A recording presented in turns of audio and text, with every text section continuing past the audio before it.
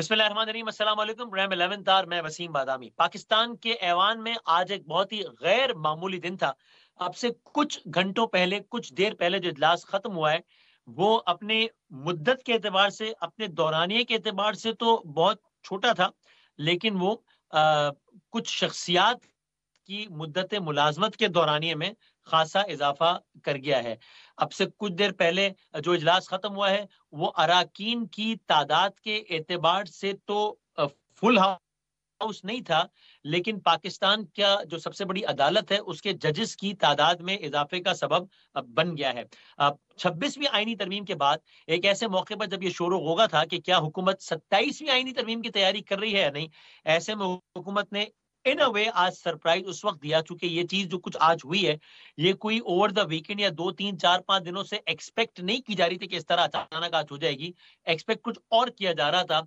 आज इजलास हुआ और इजलास के नतीजे में आर्मी एक्ट में तरमीम की गई, कुछ और चीजों में तब्दीलियां की गई, जिसको अगर बिल्कुल सादा अल्फाज में अगर हम बयान कर दें तो एक तो आईनी तरमीम होती है जिसमें 2/3 मेजोरिटी चाहिए होती है, वो तो एक अलग मामला होता है। जो पाकिस्तान के ऐवान में कार्रवाई हुई है, उसके नतीजे में पाकिस्तान के पार्लियामेंटेरियन पाकिस्तान की सबसे बड़ी अदालत यानी कि सुप्रीम कोर्ट ऑफ पाकिस्तान में आज की तारीख में अगर मुकम्मल जजेस हो तो 17 जजेस बैठते हैं। अब जजेस की तादाद गाहे बगाहे बढ़ा दी जाएगी, 17 से बढ़कर अब ये तादाद सुप्रीम कोर्ट ऑफ पाकिस्तान के जजेस की 34 तक हो सकती है। इस्लामाबाद हाई कोर्ट के जजेस की तादाद को भी बढ़ा दिया गया है। एक जो प्रैक्टिस एंड प्रोसीजर कमेटी है, जो कि सुप्रीम कोर्ट ऑफ पाकिस्तान में जो केसेस ज़ेरे समाअत होते हैं, वो केसेस किन जजेस ने सुनने हैं, उन जजेस के नामों का तयन करती है।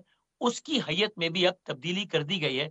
उसमें पहले ये था, पहले तो इससे सबसे पहले चीफ जस्टिस ही फैसला करते थे, लेकिन उसके बाद ये हुआ, प्रैक्टिस एंड प्रोसीजर आया कि चीफ जस्टिस होंगे और सुप्रीम कोर्ट ऑफ पाकिस्तान के उनके बाद 2 सीनियर मोस्ट जजेस होंगे। फिर उसमें एक तब्दीली आई कि नहीं, सुप्रीम कोर्ट होंगे, यानी चीफ जस्टिस होंगे, फिर सीनियर मोस्ट जज होंगे और तीसरे जज सुप्रीम कोर्ट ऑफ पाकिस्तान के चीफ जस्टिस की मर्जी के कोई जज होंगे। आज उसमें फिर तब्दीली आ गई कि उसमें चीफ जस्टिस होंगे, फिर सीनियर मोस्ट जज होंगे और जो आईनी बेंच अभी बनने वाले हैं, उसके जो सरबराह होंगे वो इस कमेटी के तीसरे जज होंगे। एक और तब्दीली ये हो गई कि अफवाज पाकिस्तान को जो सरबराहान होते हैं, आईन पाकिस्तान के मुताबिक उनकी मुद्दत मुलाजमत होती है 3 साल के लिए। जिस दिन वो अपने ओहदे का चार्ज संभालते हैं, उससे लेकर अगले 3 सालों तक वो सरबराह रहते हैं। आज आर्मी एक्ट के तहत ये सब कुछ होता है। आर्मी एक्ट में आज तरमीम हो गई है, जिसके नतीजे में अफवाज पाकिस्तान के सरबराह नहीं सिर्फ, बल्कि जितने भी सर्विसेज चीफ्स हैं, चाहे वो एयर हो, नेवी हो, जो भी, उन सब की मुद्दत मुलाजमत आज के बाद से 3 साल नहीं होगी, बल्कि 5 साल हो जाएगी। तो अब सबसे वो ओहदा का चार्ज संभालेंगे, उसके बाद वो अगले 3 सालों तक नहीं, बल्कि अगले 5 सालों तक अपनी खिदमात सर अंजाम देंगे। जिसका मतलब ये हुआ कि अफवाज पाकिस्तान के सरबराह बशमूल दीगर सर्विसेज चीफ जनाब आसिम मुनीर साहब अब नवंबर 2025 तक नहीं, बल्कि नवंबर 2027 तक आर्मी चीफ ऑफ पाकिस्तान रहेंगे। ये सारी की सारी चीजें आज हुई हैं। हम आज के प्रोग्राम में इसका सियासी पहलू भी जानने की कोशिश करेंगे कि इसको खास तौर पे पाकिस्तान तहरीक इंसाफ किस तरह देखती है। खास तौर पे आर्मी चीफ की मुद्दत मुलाजमत हमने देखा, तारीख का पहिया अपने आप को दोहरा रहा है। कल की बात है, मसनद हुकूमत पर पीटीआई बैठी थी, अपोजिशन बेंचेस पर नून बैठी थी। पीटीआई आर्मी चीफ की मुद्दत मुलाजमत में तौसीक की ख्वाहिशमंद थी, नून लीग के ताल्लुकात अच्छे नहीं थे, लेकिन बहरहाल जब उन्होंने देखा एक दफा कि काम होने लगा है, तो उन्होंने भी लाइन में लग के वोट दे दिया, उसकी मुखालफत नहीं की। Now this is very interesting. अब ये देखना है कि पीटीआई क्या करती है। Tables have turned now. क्या पीटीआई इसकी मुखालफत करती है या नहीं करती? हम आईनी माहिरीन से बात करेंगे और उनसे जानने की कोशिश करेंगे कि हुकूमत पर ये इल्जाम तो अपनी जगह कि वो अपने मफादात के लिए काम कर रही है, लेकिन क्या इस सारे प्रोसेस में कोई आईनी सुकम है कि जिसकी वजह से सुप्रीम कोर्ट ऑफ पाकिस्तान इस प्रोसेस को ही उठा के बाहर फेंक दे? इस सारी चीजें जो हुई है, हो सकता है नहीं।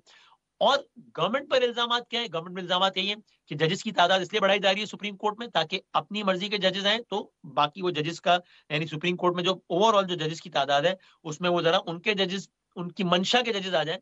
हालांकि गवर्नमेंट पे डिफेंस देती है कि जनाब हम अपनी मर्जी के जजेस कैसे ला सकते हैं, ये तो जुडिशियल कमीशन ने लगाने, हमने थोड़ी लगाने। लेकिन हमारा इल्जाम ये है कि वो हाउस अपने हक में करना चाहते हैं सुप्रीम कोर्ट ऑफ पाकिस्तान को। इस्लामाबाद हाईकोर्ट के जजेस की तादाद इसलिए बढ़ाना चाहते हैं कि इस्लामाबाद हाईकोर्ट के ही तो 6 जजेस हैं जिन्होंने बाकायदा खत लिखकर तहफुजात का इजहार किया था, तो उनको जरा न्यूट्रलाइज करने के लिए। या प्रैक्टिस एंड प्रोसीजर कमेटी की हैयत में तब्दीली इसलिए की जा रही है कि जनाब वो जो तीसरे जज थे मुनीब अख्तर साहब, जिनको याया अफरीदी साहब फिर ले आए थे, अब उनको साइड लाइन करने के लिए।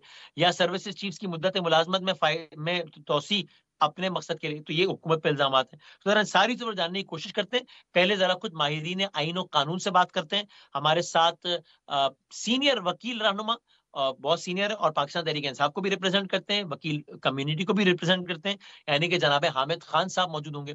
हमारे साथ बहुत ही स्ट्रॉन्ग लीगल माइंड जो कि पाकिस्तान के अटॉर्नी जनरल रहे हैं, जनाब अख्तर औसाफ साहब मौजूद होंगे। हमारे साथ सिंध हाई कोर्ट के साबिक चीफ जस्टिस जनाब शाइक उस्मानी साहब मौजूद होंगे। पहले जरा हम इन अफराद से बात करते हैं, उसके बाद हम पाकिस्तान तहरीक इंसाफ का मौक़िफ़ जनाब अली मोहम्मद खान साहब और दीगर की ज़बानी सुनेंगे इंशाअल्लाह।